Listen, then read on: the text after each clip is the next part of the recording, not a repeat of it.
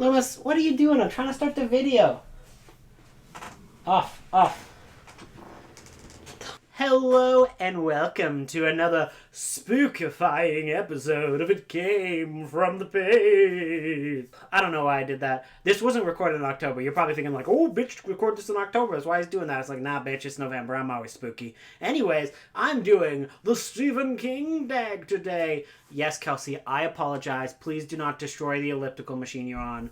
I tried to do as a joke to make this the Robert McCammon tag, but there's like 17 questions, and I couldn't answer enough of them with the Robert McCammon spin. So sorry, it's actually a Stephen King tag. Please don't destroy the world.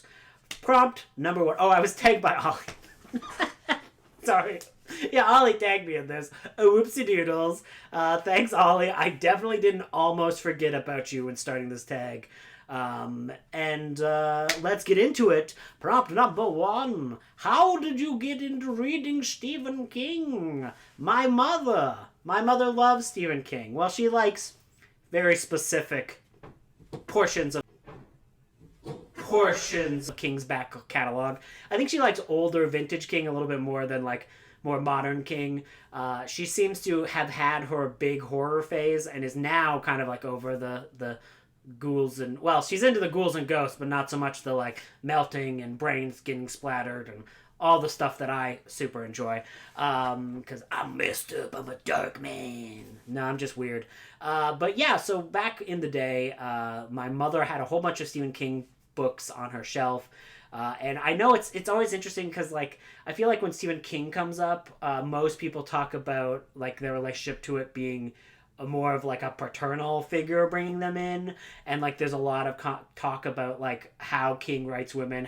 Is King's writing like something that a lot of women can connect to, and I have always had the attachment where King is always something I got from my mother.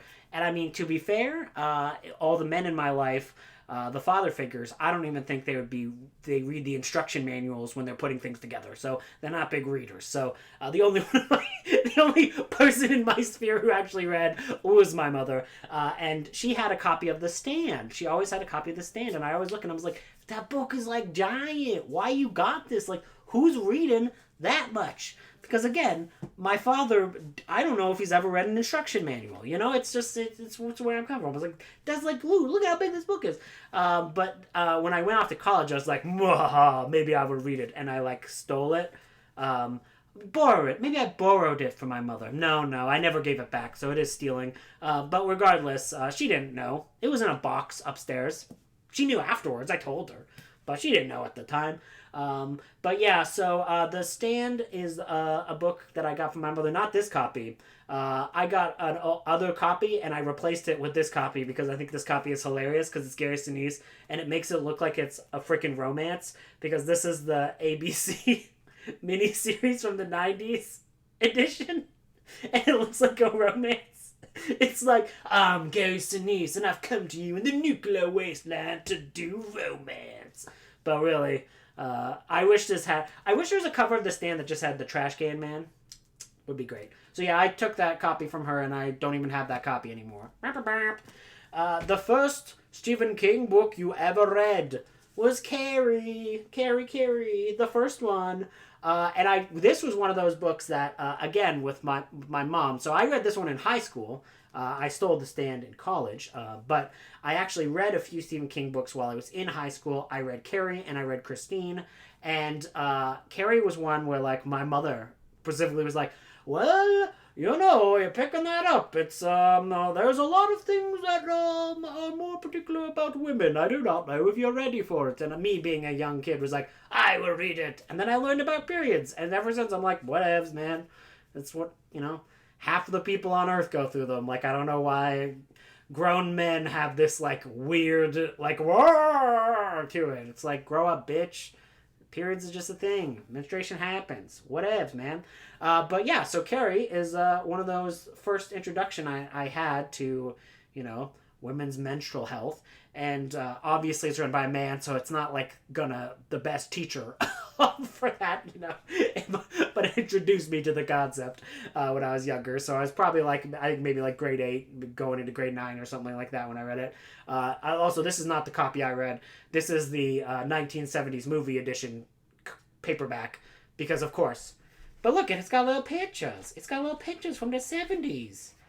Oh, look at this. It's pictures from the 70s movie in black and white. Oh my god, so pretty. Wow, they're at this prom. Nothing bad could happen. I'm not going to look at the rest of the pages. What a happy book. Number 3. Have you read a Stephen King book? Stephen King? Not Kink. Stephen King? Or why does a smut writer?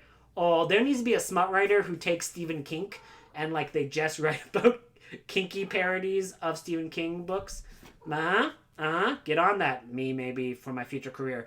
Anyways, have you read a Stephen King book the year you were born? I was born in 1992.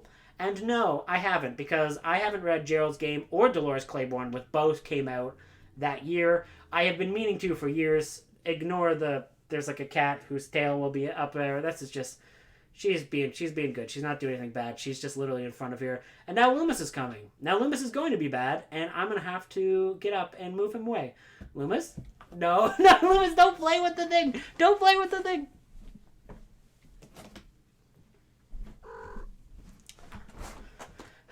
So many cats in this episode, I swear. Anyways, so no, I've been to read Gerald's Game and Dolores Clainborne. I own both of them on hardcover. I just never got to them yet, so... that's on the list, but I have not got to them yet. Which of his books do you prefer to collect? Hardcover editions, paperback, or does it matter to you? Now, most Stephen King books I own multiple copies of because I like to get the hardcovers for their collectability. I think they look very cool. Like, I love to kind of collect first edition King hardcovers. And especially this one. This is a first edition of Pet Sematary. And look at this kitty. He's so cute. I would want to be buried with him. He's so cute. Bury me with this kitty. Not this one, though. This freaking guy. I wonder if you put Loomis in the Pet Cemetery, if he would just be a good cat. Anyways, so yeah, I like to get those. But as you can see, I also love to pick up the paperbacks with the movie covers. And they almost always look very stupid. And you know me. If it's stupid, I want it. I want it. I'm not a person who is intelligent. So me and stupidity, we go hand in hand. 5. How many books of his are on your bookshelf? I went to go count, and it's 79. It's 79. I own 79 Stephen King books, and I bet you it's probably more close to 40, but like I also own 40 doubles. Because I own so many weird doubles. Like, I own a copy of The Running Man because it is the movie Arnold Schwarzenegger movie cover edition. Anyways, 79, that's too many. Stephen King is known for writing long and gory novels. Which of his novels was tough for you to read? So, The Talisman. It's tough to read because it's long. It's so fucking long. I keep meaning to start it, but it's long. It's 700 pages long. And it's supposed to be like about a boy. I'm like, I don't care about children. Because it's supposed to be like, what is it about? Yeah. You're supposed to go to like a terrifying crypt across a nightmare America. That's just America. What do people think America is? A dream? It's a nightmare. Filled with monsters beyond anything ever imagined before. Again, just America. A journey in the dark heart of horror. The Talisman. Oh, see, this makes the book sound good. When everything I hear about this book is that it's very long and drawn out, and it's like about a boy and there's one werewolf, and like it's kind of boring. So that back makes it sound good. So I don't know, maybe I will read it. There's no way this is a signed copy, right? That's definitely not a signed copy. That's not a signed copy. That's probably in all of them. Anyways, so the Talisman. I just haven't started yet. I've tried to start it like 3 or 4 times, and I'm just like, ugh, I don't want to get into this. I was like, what ifs? I'm like, ugh, doing child things. I just want people dying. Don't care.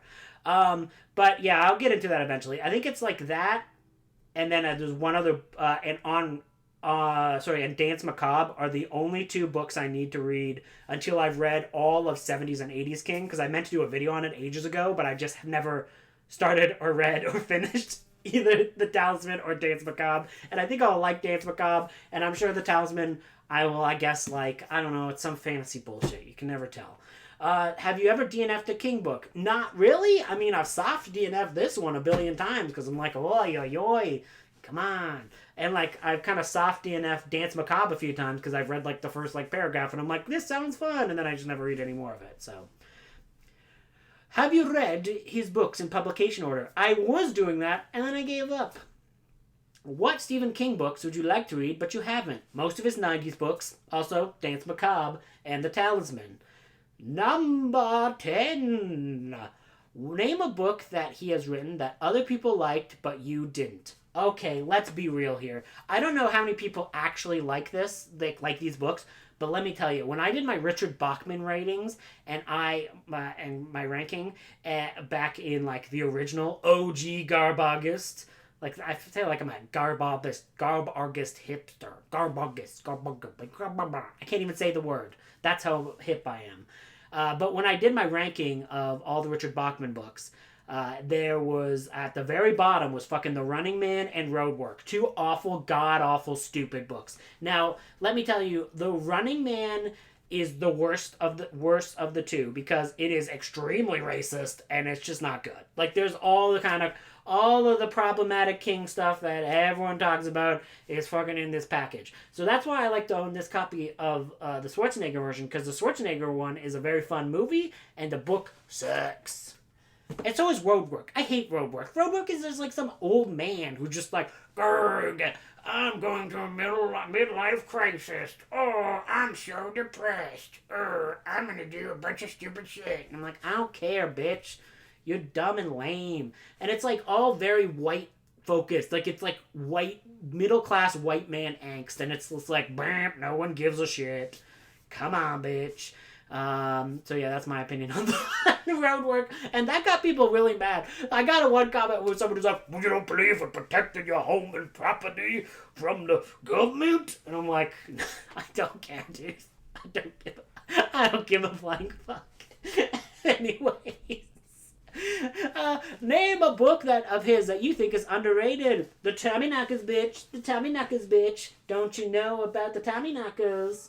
Tommyknockers, knocking at your door, bitch. This book is terrible. This book is not good at all. But I love it. This book is garbage. This book is objectively trash. Like, there's a whole bunch of stuff in this book where you read it and you go, wow, someone put that in a book? You probably shouldn't. But it's all amazing and hilarious and such a blast to read. You're just like, yes, let's get into this carnage. Again, talking about, King not being the best judge of menstrual health.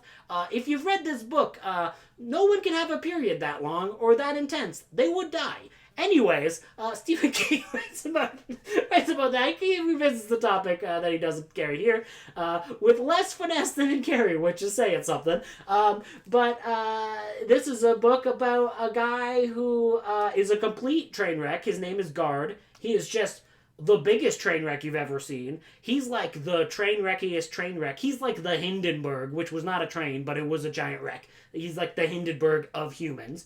And he is just someone who's like trapped in this world of alcoholism. So much so that he like is like almost dead to the world. He's done some terrible things. And it's just him slowly realizing that he's got to shape his shit up and fight aliens. And yeah, it's actually got some good writing here to kind of, if you're looking at it from like King talking about what it was like to be trapped inside of like alcoholism and being trapped in his vices, like you do actually get some very good writing of that variety here. And you also get cops having a shootout with a fucking vending machine. An evil vending machine is brought to life by aliens, and the cops have a shootout with it. It's glorious. This book is very stupid, but has some very fun things in it. And you know me, I love things that are stupid. So, it's me. Tommyknockers. Classic book. Name a book, creepy characters. Which Stephen King characters would you like to have dinner with? Guard from Tommyknockers. Because I want to know why he saw his fucking wife They never tell you. So this is one of the things you learn about Guard, the main character, one of the main characters in the T-Knox. He had, at one point, shot his wife during an argument when he was very drunk. But we never flash back to that. And, like, this is Stephen King talking. Stephen King will flash back to someone and how they got their pair of lucky shoes. Like, he never tells us why Guard did the thing that happened. And, like, obviously there's, like, no reason why you would ever be justified for shooting your wife. But you'd think that the story would come out and that we would learn why he did it. Because that's, like, a very basic Stephen King storytelling trope where they go back and they find out why. So, I want to go to dinner with Guard. Because, one, you know that dude is getting you hammered. He's bringing out the best booze possible. And also, I just want to be like, dude, why you do it? Tell me the story. The man who made your life didn't tell me the story. I need to know. Tell me. So that's the only reason why I'd have dinner with him. Number 13. Has Stephen King inspired you to start reading and writing? Yes, he has. And that's a bad thing, because my stories are very bad. 14. If you were able to meet Stephen King, what would you say? Can we get a Tommyknockers too? Why did Gar shoot his wife?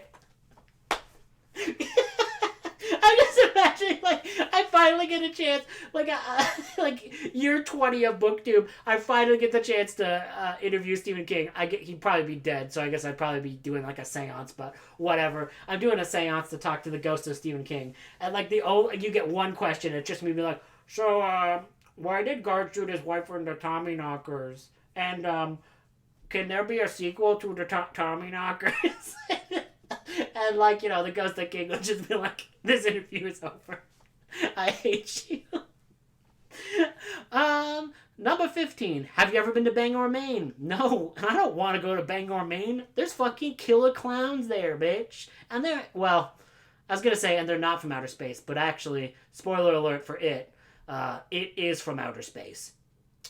Kind of. Yeah, he's from outer space. Number 17. Name your favorite Stephen King movies. Well, I already talked about how The Running Man is great. I rewatched Maximum Overdrive. Not a good movie, but a very stupid movie, so you know I liked it. Any movie where a child gets run over by a steamroller, you know, you gotta give it at least 3 stars for that. Anytime a child is killed by a steamroller. A thing I don't even think that's happened in any other movie, so, you know, you go, girl. So yeah, that's good. I really like Doctor Sleep. I think Doctor Sleep is actually a better movie than Stanley Kubrick's The Shining. Fight me in the comments, please don't. I'm fragile. Yeah, and those are the things. Tag people. The only person who I could conceivably tag, because I don't know if she's done this not. If Kat from Cat's Novel Adventures has not been tagged, well, obviously she's tagged now. I mean, she's the King Master. King Master. Master of puppets, but it's king. Anyways, this was a video I made, and this was a video you watched. So, I mean, I hope you're happy with your life choices. Bye!